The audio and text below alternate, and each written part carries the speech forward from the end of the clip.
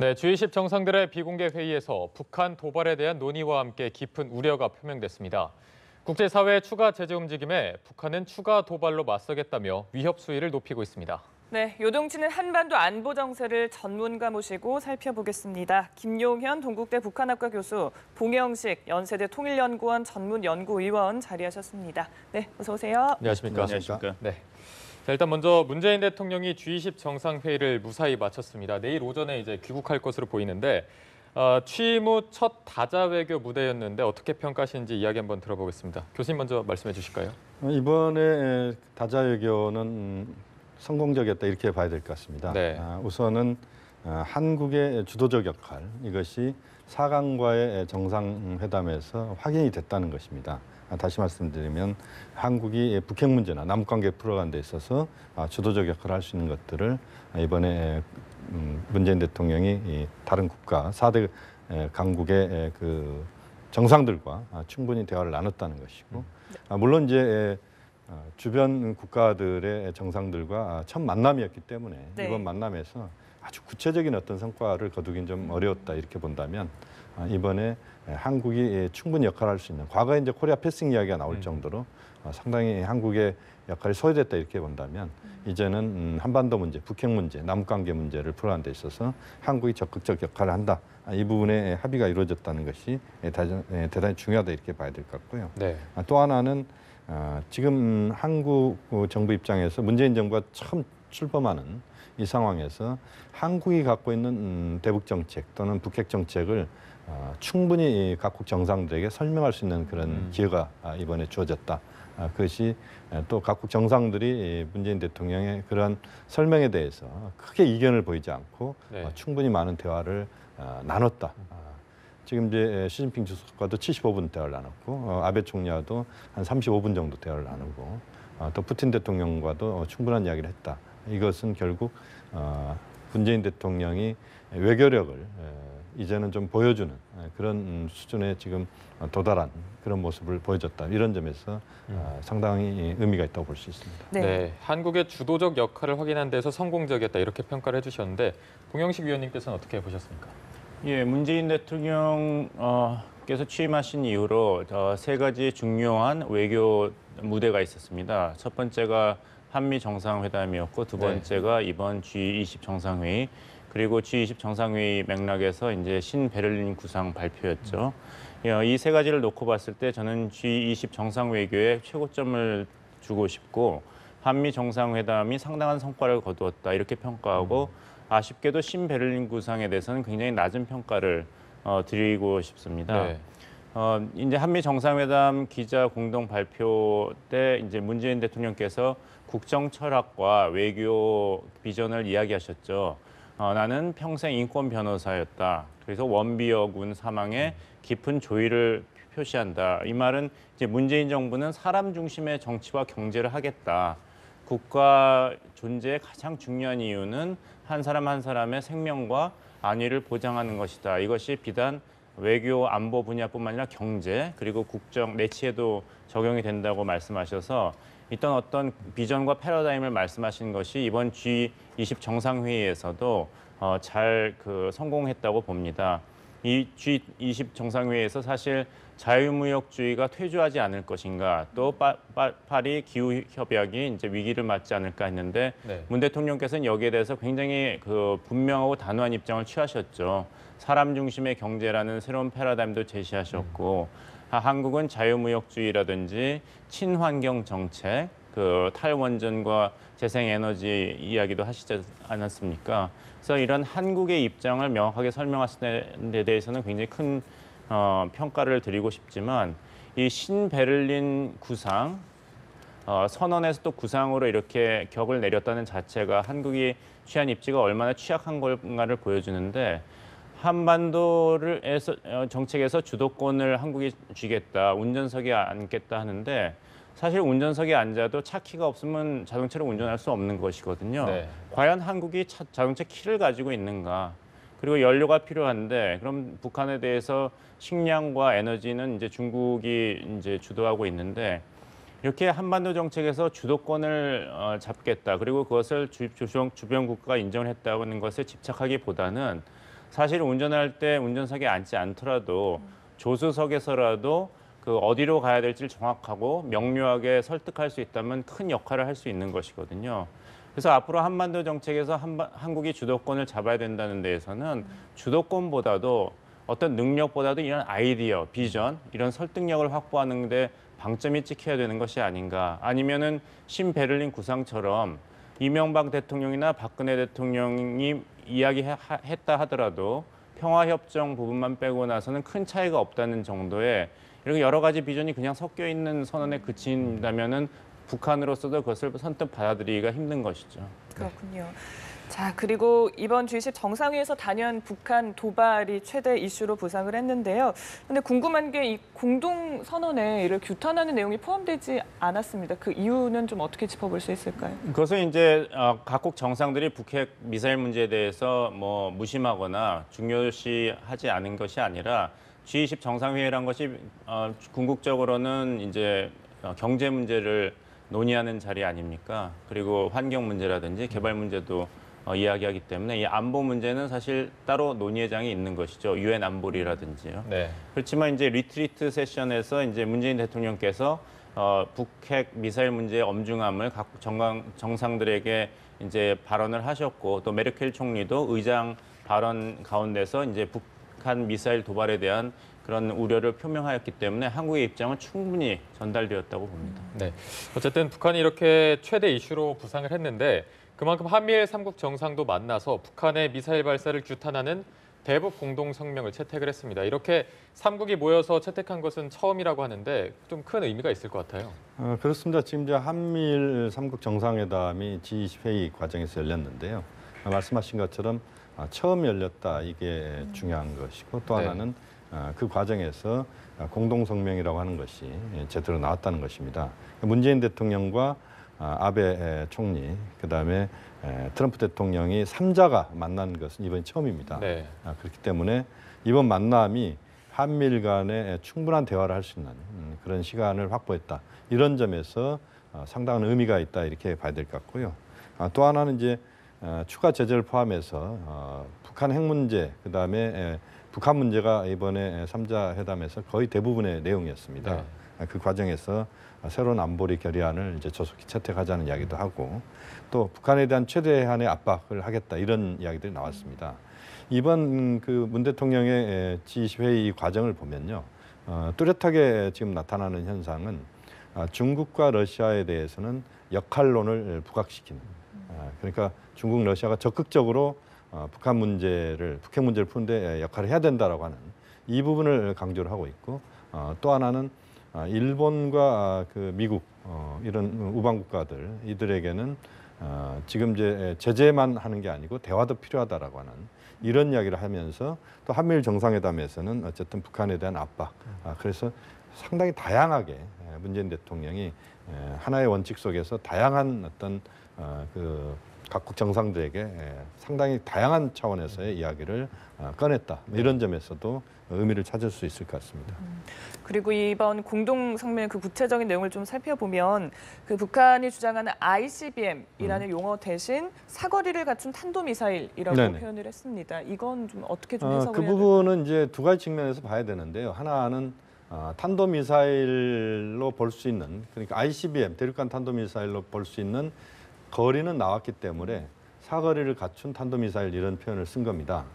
그런데 기술적인 부분에 있어서 대기권 재진입 과정에서의 고열과 고압을 견딜 수 있는 그런 능력이 그 미사일 탄두에 지금 확보되어 있느냐 하는 부분하고 그다음에 정확한 탄착 지점을 형성할 수 있느냐라고 하는 이 기술적인 부분에서의 우려가 있기 때문에 또 그 부분에 대해서 기술적인 어떤 성공을 우리가 아직 확인하기 어렵기 때문에 이런 표현을 썼다고 봐야 되고 또 하나는 ICBM이라고 하는 것을 인정하게 된다면 이제는 북한이 좀 더 적극적으로 자신들의 입장을 ICBM을 갖춘, ICBM을 갖고 있는 나라라고 하는 ICBM을 갖고 있는 북한의 입장에서 대화에 나설 수밖에 없는 이런 부분들을 국제사회가 인정하지 않겠다라고 하는 이런 차원에서 사거리를 갖춘 탄도미사일이라고 하는 그런 표현으로 정리가 됐다 이렇게 봐야 될 것 같고요. 우리가 아마 표현할 때는 저는 ICBM급 탄도미사일 이렇게 저는 표현하는 게 좀 적절하다고 봅니다. 네. 그런데 일단 국제사회에서 말씀하신 것처럼 다양하고 최대한의 압박을 하겠다 이렇게 밝혔는데 그만큼 이제 북한이 만약에 태도 변화를 한다면 밝은 미래도 제공하겠다. 어떻게 보면 채찍과 당근을 동시에 제공했다고 볼 수 있는데 북한이 그렇다면 선뜻 대화의 테이블로 나올 가능성이 있을까요? 뭐 대화에 대해서 관심을 계속 가지고는 있을 것입니다. 북한 체제가 아무리 견고하다 하더라도 지난 거의 10년 동안에 대단히 그 혹독하고 강력한 제재 속에서 핵 무기를 개발하고 또 미사일 실험을 했고 또 경제를 살렸기 때문에 이제는 좀 다른 국면으로 전환해야 되는 것이 아닌가 이런 고려가 분명히 있을 것입니다. 근데 가장 큰 문제는 이 밝은 미래를 제공한다는 약속을 과연 북한이 받아들일 것인가 여기에 달려 있습니다. 무엇이 과연 김정은 정권의 이 불안감, 체제 유지에 대한 공포와 불안감을 해소시킬 수 있는가? 이 문제에 대해서는 사실 김정은 정권이 중국도 아니고 미국도 아니고 한국도 아니고 일본도 아니고 김정은 정권이 가장 큰 책임이 있는 것이죠. 네. 체제 보장을 원한다. 그래서 핵무기를 개발한다고 하는데 과연 미국, 중국 그리고 모든 나라가 힘을 합쳐서 무슨 제안을 한다고 하더라도 과연 북한이 핵무기 보유 말고 다른 수단으로 체제 안전을 보장받았다고 확신할 수 있는지 그런 김정은 정권의 속성이 변할 수 있는지 여기에 달려 있습니다. 그러니까 밝은 미래를 아무리 제시를 한다 하더라도 북한에서 그것을 밝은 미래로 받아들이고 핵무기를 대신 포기할 그런 용의가 있는지 그 공포에서 벗어날 수 있는지 여기에 핵심이 달려 있습니다. 네. 북한을 설득하기 위해서는 사실 한미일 그 3국뿐이 아니라 중국과 러시아의 역할이 굉장히 중요하지 않습니까? 그래서 이번에도 앞서 짚어주셨지만 중러 역할론이 부각이 되기도 했습니다. 그렇다면 이 양국이 앞으로 좀 뭐 대화를 위해서든 아니면 제재를 위해서든 좀 협조에 나설 그럴 가능성이 있을지도 궁금하거든요. 가능성이 굉장히 낮다고 봅니다. 이런 말씀 드려서 죄송합니다만은 이 G20 정상회담이 시작하기 전에 러시아 푸틴 대통령과 시진핑 주석이 북한의 그 ICBM급 미사일 실험에 대해서 공동 평가를 하면서 북한을 규탄하면서도 동시에 대화를 통해서 평화적으로 해결해야 된다 이런 기존 입장에서 벗어나질 않았죠. 그리고 이번에 그 한미일 정상회담에서 다시 나온 얘기는 모든 국가가 북한 제재에 참여해야 된다. 그래서 아직은 중국한테 한 번 더 기회를 주는 이런 국면으로 있다고 생각합니다. 문재인 대통령과 시진핑 주석이 만났을 때 사실 시진핑 주석이 굉장히 쌀쌀한 그 태도를 보이고 냉정한 대답을 했죠. 뭐냐면은 북조선과 중국은 혈맹 관계다. 지난 25년 동안 대한민국과 중국 간에 많은 관계 발전이 있었지만 근본적으로 변한 것은 없다. 이거는 한국에 대한 발언으로 치고는 굉장히 냉정한 발언이거든요. 그래서 앞으로도 국면은 사실 중국이 아직도 북한을 보호하는 쪽으로 입장을 고수할 것으로 생각합니다. 네, 말씀하신 대로 뭐 중국과 러시아가 적극적으로 나서지도 않고 북한도 지금처럼 뭐 미사일 도발을 계속하고 위협을 계속한다면 앞으로의 한반도 정세가 조금 어떤 식으로 흘러갈까요? 지금 이제 한반도 정세와 관련된 부분에서는 두 가지 측면을 봐야 됩니다. 하나는 지금 이제 봉 박사님 말씀하신 부분에서 이제 북한이 어떻게 반응하느냐는 부분인데요. 북한의 반응을 끌어낼 수 있는 한미 중의 외교력이 이제 시험대에 오른 겁니다. 네. 다시 말씀드리면 한국, 미국, 중국이 얼마만큼 어떤 보따리를 북한에 제시할 수 있느냐는 것입니다. 북한이 그 선물 보따리를 받을 수 있는 그 차원에서의 상황을 우리가 지금 관리를 해야 되는 것인데요. 지금 당장은 지금 한미일 대 북중러의 약간 대결 구도와 같은 그런 식의 어떤 구도가 형성되는 듯한 느낌입니다만 그러나 궁극적으로 이제 북한 핵 문제를 풀어가는 데 있어서 한미일 그다음에 중국 러시아의 협력은 뭐 그것은 가장 중요한 것입니다. 그것이 이루어지지 않고는 북핵 문제는 한 발짝도 해결로 갈 수 없다. 이런 차원에서 공조가 대단히 중요하다고 봐야 되는데 이제 그런 공조를 할 수 있는 그런 여건들을 최대한 만들어내는 그 작업이 대단히 중요하다고 보고요. 또 하나의 측면은 지금 문재인 대통령이 어제 지금 오늘 이야기는 대북 영유아 지원 같은 이야기를 꺼냈습니다. 네. 그건 이제 저도 지속적으로 이야기를 했던 이야기인데요. 지금 이제 가장 인도적인 부분에 있어서 우리가 할 수 있는 것들이 대북 영유아 지원, 그다음에 그 이산가족 상봉 문제 뭐 이런 것들입니다. 이번에 베를린 선언에서 대통령께서 한 4가지 정도의 좀 실현 가능한 현실적인 그런 것들을 추려서 북한이 제안을 해놓고 있는데 네. 여기에서 우리가 남관계 차원에서 좀 더 그 실현 가능한 것들을 좀 최대한 빨리 그 북한과의 대화 통로를 만들어서 진행을 시키는 이런 과정들이 또 한편으로 현재 어떤 한반도 상황의 그 문제를 풀어가는 그런 입구로서의 역할을 시작한다 이렇게 봐야 되기 때문에 그런 부분에 우리가 좀 더 적극적인 역할을 한다면 성과는 좀 시간은 걸리겠지만 가능할 수 있다. 그래서 지금 이 상태에서 그대로 멈춰버린다면 제재밖에는 방법이 없는데 사실 제재라고 하는 것이 이제까지 가져왔던 결과는 사실상 그렇게 특별한 결과가 없습니다. 그래서 제재와 대화의 병행 이 속에서 우리가 중요한 앞으로의 어떤 진로를 찾을 수밖에 없다는 것입니다. 네. 그래서 지금 미국의 대북 제재 움직임에 북한 외무성이 추가 도발을 또 시사하기도 했었거든요. 뭐 단순히 엄포를 놓는 건지 아니면 뭐 핵실험이라든지 이런 도발을 또 고려하고 있는 건지 북한의 속내가 뭐라고 보십니까? 글쎄요, 잘 모르겠습니다. 북한 입장에서는 외부인들이 자기네들 속내를 모르게 계속해야지 유리하지 않겠습니까? 네. 6차 핵실험이 계속 카드로 남아있지만 북한으로서는 지금 이 문재인 대통령의 이런 그 신베를린 구상 내용을 검토하면서 이것을 어떻게 자국에게 유리한 국면으로 끌고 갈 것인가 여기에 아마 제일 집중할 것 같습니다. 예를 들자면은 뭐 7월 27일 이후로 상호 적대 행위를 중지하자 했을 때 북한 입장으로서는 이것을 굉장히 고민하고 있는 그 대북 심리전 확성기 중단으로 요구할 수 있고 또 남북 간의 이런 경제 협력이라든지 인도적 지원 문제를 논의하면서 그 북한에 대한 추가 제재를 좀 속도를 늦추게 이용할 수도 있습니다. 그리고 이산가족 상봉 문제도 계속 그 카드로 이용을 하면서 그 한미일 간의 어떤 북한에 대한 보다 강도 높은 경제 군사 제재 조치를 좀 늦추는 그런 기대도 할 수 있는 것이거든요. 네. 지금 이산가족 그 생존자분들이 13만 명이 계셨는데 불행히도 많이 돌아가시고 지금 6만 명 정도밖에 안 계시고 굉장히 고령이십니다. 네. 사실 그 남아 계신 그 이산가족 분들이 다 가족을 뵈려면 한 해에 7,200분은 이산가족을 만나셔야 되는데 이제 북한의 태도가 중요한 것이죠. 이걸 자꾸 일회성 행사로 소규모 일회성 행사로만 하는데 그 2007년에 이제 노무현 대통령께서 이런 제안을 하셨습니다. 3가지인데 이산가족 상봉 정례화, 그다음에 생사 확인을 도와줘야 되고 그다음에 서신 교환. 근데 북한에서 이걸 아직 받아들이고 있지 않거든요. 그래서 이번에는 북한이 이걸 받아들이면 참 좋겠지만 다시 한번 이산가족 그 상봉을 일회성 카드로만 이용한다면 북한에 대한 추가 제재의 목소리는 높아질 것입니다. 네.